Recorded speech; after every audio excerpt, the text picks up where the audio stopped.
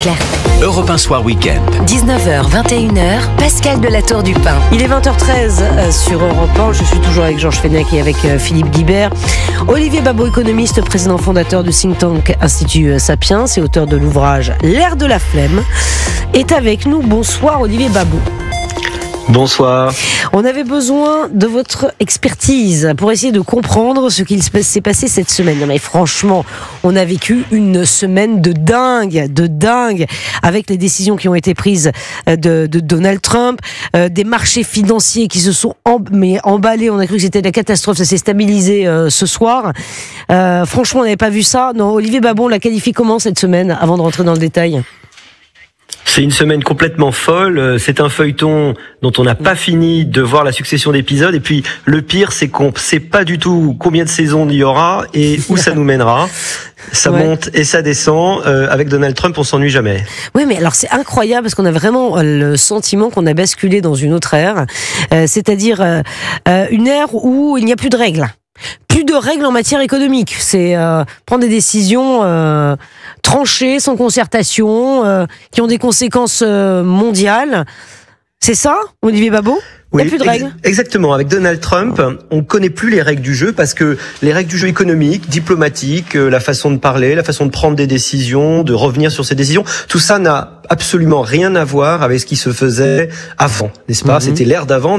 L'ère de Trump, c'est une ère de poker menteur, une ère de négociations à coups de rodomontade, de menaces, de retour en arrière, de palinodies sans fin, et avec des inconnus majeurs. Enfin, l'inconnu principal, c'est où veut en venir réellement Donald Trump, seul Vous avez un début de réponse, Olivier Babot, pour essayer de nous éclairer à votre avis. Quelles sont les hypothèses ? Non, mais alors il y a plein d'hypothèses qui vont bon train. Alors la première, qui serait peut-être la plus rassurante, ce serait de dire qu'il s'agit d'une négociation classique, ou comme il l'a théorisé dans ses livres d'ailleurs, on commence par avoir des demandes qui sont absolument absurdes, inacceptables, pour finir par accepter des choses. Et donc son coup de pression sur les droits de douane serait en fait essentiellement une façon d'obtenir plein de choses de la part de différents pays du monde, la Chine, l'Europe et tous les autres, c'est-à-dire des baisses de tarifs, peut-être des engagements d'achat de pétrole et d'hydrocarbures. Donc voilà, ça ce serait la première possibilité, c'est-à-dire que à la limite ce serait la plus favorable pour le monde, c'est-à-dire qu'on arriverait à quelque chose qui ressemblerait un peu au monde d'avant et ils auraient gagné des choses qu'ils pourraient montrer qu'il a gagné vis-à-vis de son électorat. Olivier Babot, je vais être obligé de vous couper parce que nous avons une liaison qui est assez improbable avec vous, il y a des petits bruits. Suspect, on vous rappelle tout de suite, s'il vous plaît, Adrien Baget et Esteva vont vous rappeler. Juste un mot peut-être, le temps de rappeler Olivier Babot sur la méthode Trump. Ce que décrivait Olivier Babot correspond quand même à la méthode Trump, c'est-à-dire on commence par dire des trucs énormes et puis après on négocie sur des choses un peu plus réalistes. Mais quand même, le résultat sera, si on négocie avec Trump, ça sera quand même que ça sera un peu plus cher quand même, parce que même si ça sera pas les 25% pour l'Europe qu'il a proposé, il va pas nous mettre à 5%. Je n'y crois pas dans une négo. Donc c'est quand même une évolution vers des droits de douane qui seront plus élevés. Bon, incroyable. Peut-être, vous avez raison, Olivier Babot. Je crois. Oui, bien sûr. Olivier Babot, est-ce que vous êtes de retour, économiste, président fondateur du think tank Institut Sapiens ? J'espère qu'on m'entend mieux. Oui, on vous entend beaucoup mieux. On peut dire un mot de l'Europe quand même, nous, parce que ça nous concerne, qui a suspendu sa riposte pour 90 jours. Emmanuel Macron juge cette suspension fragile. Est-ce qu'il a raison de faire preuve de prudence face à Donald Trump, Olivier Babot ? Oui, suspension fragile, car ce n'est qu'une pause, c'est une trêve, c'est évidemment pas la fin de la guerre. Et encore une fois, on ne sait pas où il veut arriver. Est-ce qu'il veut arriver à un accord ? Et là, l'Europe y est plutôt ouverte. Pourquoi pas déboucher sur des baisses de droits de douane. Alors peut-être qu'ils veulent des engagements. Apparemment, ça commencerait à être le type de demande autour de l'achat d'hydrocarbures de l'Europe. Bon, il y a quelque chose à négocier. L'hypothèse la plus mauvaise pour nous, c'est que vraiment, alors Donald Trump, on le sait, a des convictions non pas libérales, mais protectionnistes, ce qui est l'inverse du libéralisme, contrairement à ce que beaucoup de gens disent. Et donc il croit au protectionnisme, il croit vraiment qu'il va pouvoir réindustrialiser avec ses tarifs et qu'il va aussi, il faut surtout pas oublier cet élément-là, qu'il va pouvoir engranger des recettes fiscales très importantes avec ses droits de douane. Il faut le rappeler, les États-Unis sont prodigieusement en déficit, surendettés, avec un coût de la dette qui devient un vrai problème. Et donc ça pourrait être un vrai espoir, c'est-à-dire d'engranger des revenus importants avec des droits de douane qui donc reviendrait à des niveaux qui sont importants par rapport à ce qu'on a pu connaître. Bon. Et ça a des effets à la fois inflationnistes, récessionnistes et peut-être d'augmentation de son coût de la dette et peut-être aussi de crise sur les marchés financiers. Donc vous voyez que le tableau n'est pas franchement réjouissant. Mais non, mais c'est dingue. Comment imaginer une négociation entre Washington et Bruxelles, Olivier Babot? Comment ça pourrait se passer? Est-ce que Donald Trump attend quelque chose de l'Union européenne? La question aussi, c'est est-ce que nous pouvons essayer de faire peur d'une certaine façon? Quels sont nos leviers? Alors, nos leviers, c'est peut-être des menaces autour des marchés publics, ce qu'on n'a pas encore fait jusque-là, c'est-à-dire d'interdire aux États-Unis d'accéder à nos marchés publics. Est-ce qu'on peut, nous, répliquer en augmentant nos droits de douane? C'est ce qu'on a choisi de ne pas faire, c'est-à-dire que nous ne sommes pas rentrés dans l'escalade complètement dingue. Taxer les gens du numérique, souligne Adrien Bagé, il a raison.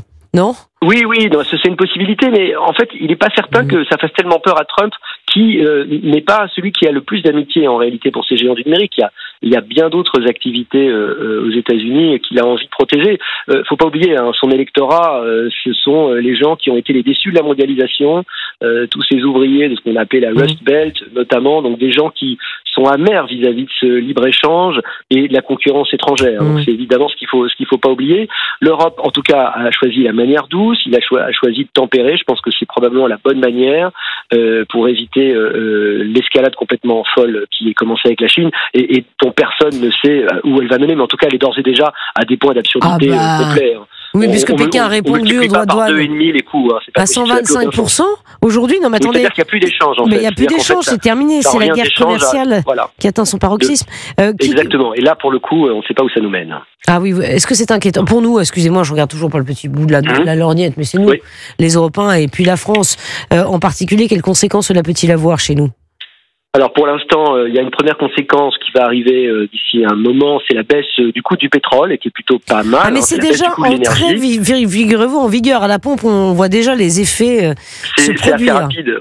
Oui, c'est assez rapide. Alors bon, ça c'est le côté positif, et c'est d'ailleurs une épine dans le pied de Donald Trump, parce que ça veut dire que ses propres productions qui sont qui sont au-dessus de $60 le baril en coût aux États-Unis vont avoir des grands problèmes de rentabilité. Donc ça c'est la première chose. Et en Europe, l'autre chose qui pourrait nous arriver, mais ça qui est beaucoup plus ennuyeuse, c'est évidemment un afflux de produits chinois qui, n'ayant plus de débouchés aux États-Unis, arriverait chez nous. Alors, un afflux qui ferait une concurrence très forte, et bien sûr un afflux qui signifierait aussi qu'il reposerait sur une baisse des prix. S'il y a un excès d'offres par rapport à la demande, ça fait une baisse des prix. Alors, du côté du consommateur, on pourrait dire tant mieux, on va tous être gagnants, mais cette déflation, elle est très très dure pour notre économie, pour nos producteurs locaux. Elle peut être extrêmement destructrice pour notre économie, destructrice d'emplois. Donc, ça n'est pas tellement une bonne nouvelle et pas une perspective extrêmement réjouissante. Oui, c'est ça, effectivement. Il faut Georges Fenech, peut-être, ou Philippe Guibert. Non, Georges Fenech. Oui, moi, mon sentiment, c'est qu'on est en train de changer de monde. Oui, vous avez raison, Georges Fenech. Brutalement, depuis l'arrivée de Trump, qui ne nous protège plus, d'ailleurs. L'OTAN, c'est fini, c'est à nous de nous assurer notre propre sécurité. Et il nous déclare une guerre économique, en réalité.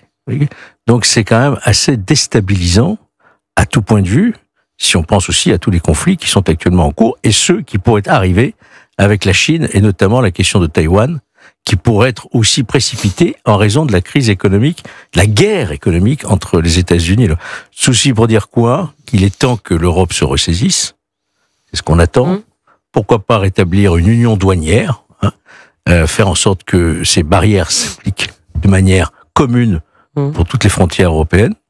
Et puis se défendre par ses propres moyens, se réindustrialiser et se dire qu'il faut plus, même les Britanniques qui sont des alliés indéfectibles des Américains, prennent aussi leur distance. On voit bien qu'on est un petit peu éloigné aujourd'hui, et malheureusement, on peut le regretter, des États-Unis. Ouais. Philippe Guibert. Oui, moi je pourrais partager ce que dit Georges, mais je me dis que ça arrive rarement, donc soulignons-le. Non, si ça arrive. L'Union européenne n'a pas été conçue pour ça. L'Union européenne a été fondée sur le principe du libre-échange. Donc c'est pas du tout dans la culture de l'Union européenne. C'est un autre monde. De réagir en se disant on a des frontières, on a des droits de douane, on doit favoriser nos industries européennes. C'est un changement de culture complet. Et ce qui m'inquiète, c'est qu'on est 27. C'est-à-dire que pour se mettre d'accord à 27, c'est quand même beaucoup plus compliqué que si on n'était que 10 ou 12 ou 15. Avec des pays qui ont des intérêts tout à fait divergents, y compris dans les relations avec les États-Unis. Et donc voilà, l'Europe n'a pas été conçue pour faire face à une guerre économique, ni à des guerres au sens plus militaire comme en Ukraine. Oui. C'est pas du tout la philosophie de l'Union européenne. Il faut s'adapter. Oui, mais ça se fait pas en 15 jours. Ce qu'on peut regretter. Parce que vous avez raison sur le fait qu'il faut qu'on prenne des décisions rapides et qu'il faut que l'Europe se ressaisisse. Mais c'est pas du tout la culture des eurocrates de Bruxelles. C'est pas la culture de l'Union européenne du tout qui s'est fondée sur des principes radicalement inverses de ceux de Trump. Bon, Olivier Babot, je me retourne vers vous. Vous êtes toujours avec nous en direct sur Europe 1. François Bayrou était en déplacement cet après-midi et il a dit cette phrase, il a formulé cette phrase. François Bayrou dit qu'il faut être prêt à être courageux. Ça veut dire quoi très exactement, Olivier Babot? Que doit-on comprendre? Alors je ne suis pas tout à fait sûr de savoir ce qu'on peut comprendre. Alors une première interprétation, c'est que c'est une allusion fine au budget 2025 qui va être difficile dans son exécution, 2026 encore plus difficile dans sa préparation, car ce qui arrive va provoquer chez nous une croissance moindre. C'est des recettes moindres, donc plus de déficit. Ça veut dire que les efforts qu'on s'apprêtait à faire, la marge qu'il y avait à monter, elle va être encore plus haute. Ça c'est la première interprétation. Après il y a une interprétation plus large au niveau de l'Europe.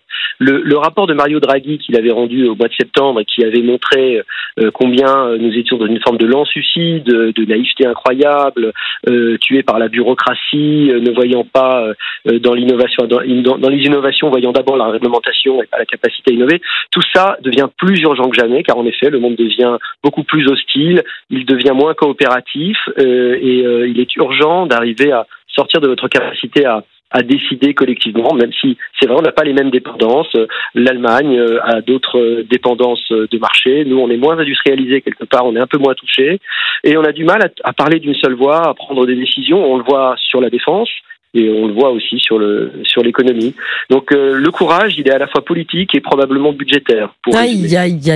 Dites-moi, Olivier Babot, on risque pas une nouvelle fois, vu le contexte, d'avoir notre note dégradée par les agences de notation? Je pense notamment à Moody's qui rend son arbitrage ce soir sur la dette de la France.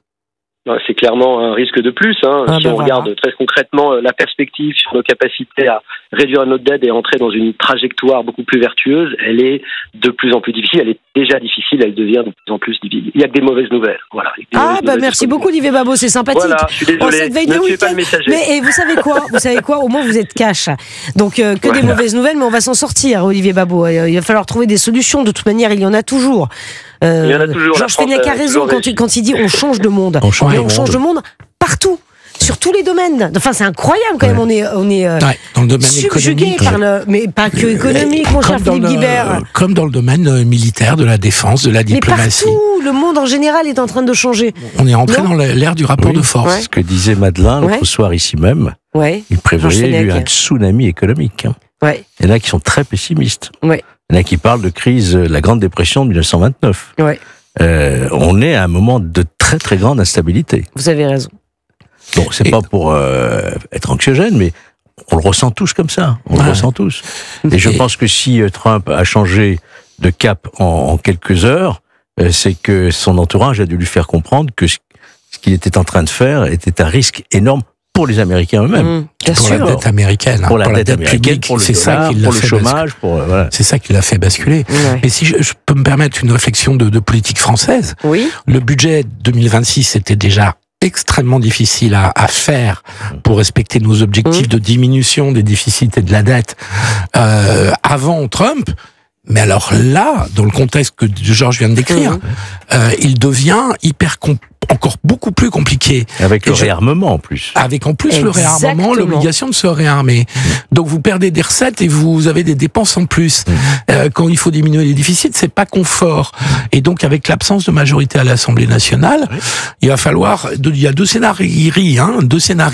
Il y a soit tout le monde fait un effort pour se dire on joue groupé et on essaye de faire le moins mal possible, mais ça fera quand même mal aux Français, mais on l'assume. Soit on ira vers une nouvelle crise politique. Ah bah c'est sympathique tout ça. Allez, merci beaucoup Olivier Babot, économiste, président fondateur du think tank Institut Sapiens et auteur de l'ouvrage L'ère de la flemme aux éditions Bûcher. C'est pas le moment de c'est pas le moment de la flemme, ça c'est certain. Merci infiniment d'avoir été en direct avec nous.